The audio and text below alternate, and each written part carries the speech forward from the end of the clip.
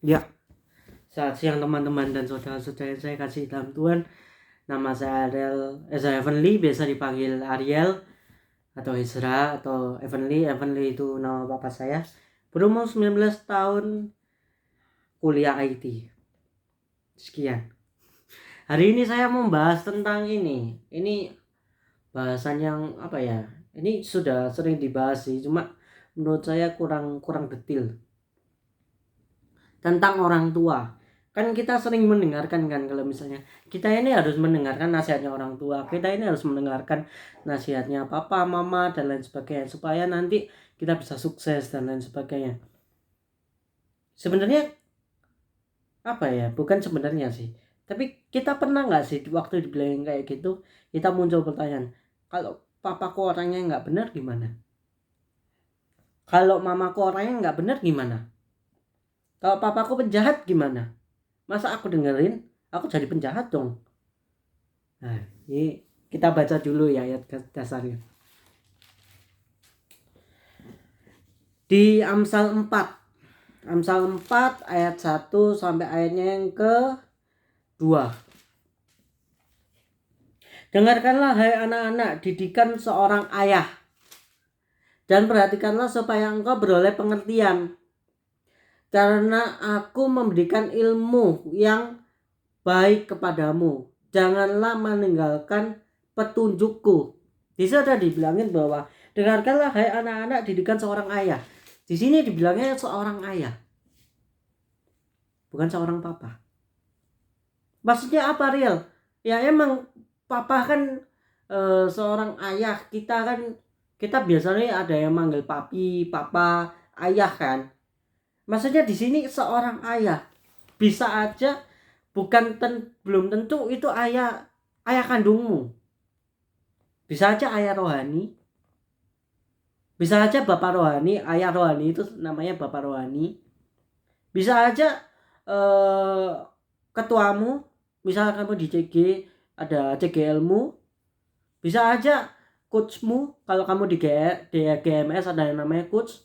Bisa aja gembala gerejamu. Bisa siapa aja. Nah, intinya ini bukan hanya kita harus mendengarkan ayah kita, tapi kita harus mendengarkan orang-orang yang memiliki sosok ayah. Sosok ayah itu seperti apa? Sosok ayah tidak mau melihat anaknya terluka, tidak mau melihat anaknya kesakitan. Maksudnya apa? Yang orang-orang yang melihat, yang nggak mau kita kesakitan, nggak mau kita menderita, mau kita menjadi bijaksana, itulah sosok ayah kita yang sebenarnya. Nggak tentu orang tua biologis kita itu sosok ayah kita yang sebenarnya, belum tentu. Karena kan ya seperti yang saya bilang tadi, ada seorang ayah yang penjahat, pernah masuk penjara gitu. Tapi ingat, bukan berarti orang tuamu pernah masuk penjara, bukan berarti itu bukan sosok ayah yang aku bilang tadi, yang mau kamu nggak luka dan lain sebagainya. Bisa aja bertobat. Jangan lupa itu. Ini yang pertama, jadi aku mau ingetin ke kalian.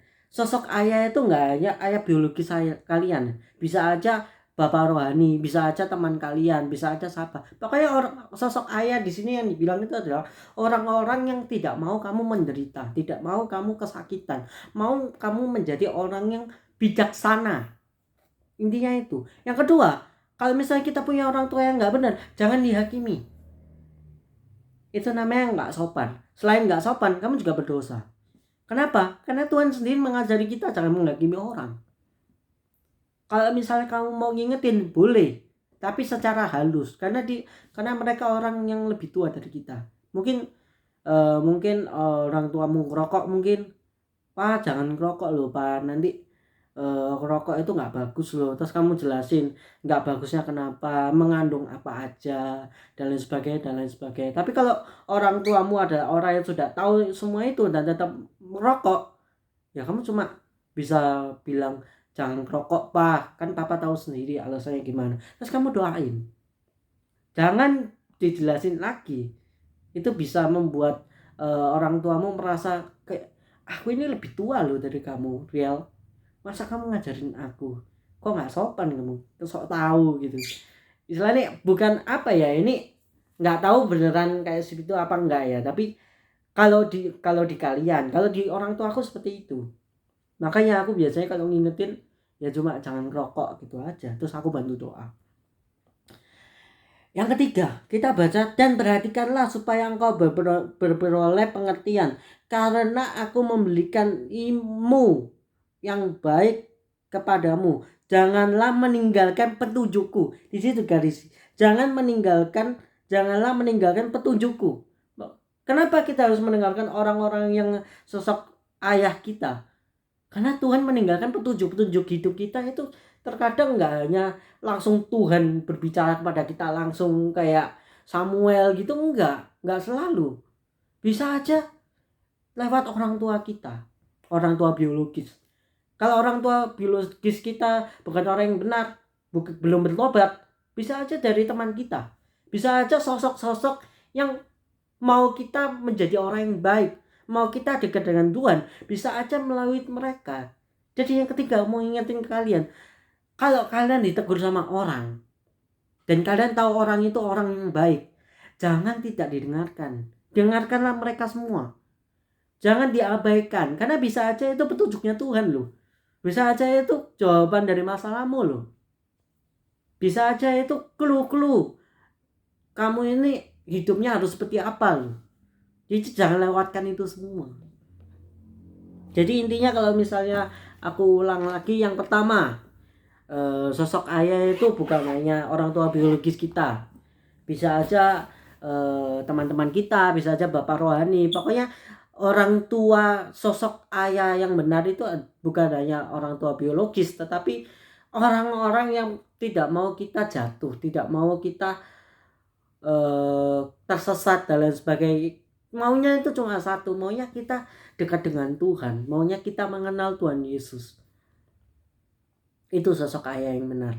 Yang kedua, kalau kamu punya sosok ayah yang tidak benar atau sosok ibu yang tidak benar, pokoknya orang tuamu bukan orang yang benar, mungkin pernah masuk penjara, mungkin pernah bunuh orang, mungkin pernah narkoba, mungkin pernah pornografi dan lain sebagainya, jangan dihakimi. Ingatkan seperlunya saja. Kalau orang tuamu sudah tahu kenapa nggak bolehnya, ya cuma ingetin aja, jangan lo kayak gini, soalnya gini gitu aja. Yang terakhir, jangan melewatkan nasihatnya orang, jangan tidak didengarkan. Kita harus mendengarkan semua nasihatnya orang. Yang kita tahu orang itu peduli dengan kita, yang kita tahu orang ini adalah orang yang mau kita dekat dengan Tuhan, kita harus mendengarkan mereka. Bisa aja itu jawabannya Tuhan loh, bisa aja itu dari Tuhan. Sekian dari saya. Untuk menutup, mari kita berdoa yuk. Selamat siang Bapa, selamat siang Tuhan Yesus, selamat siang Roh Kudus. Tuhan, terima kasih atas berkat-Mu Tuhan. Pada hari ini Tuhan, kami bisa saat teduh singkat lagi Tuhan. Terima kasih Tuhan. Tuhan, tolong berkati segala apapun yang akan kami lakukan selanjutnya Tuhan. Berkati semuanya Tuhan, agar dapat berjalan dengan lancar Tuhan. Di dalam nama Tuhan Yesus kami berdoa. Amin. Amin. Thank you semua. God bless you. See you in the next video.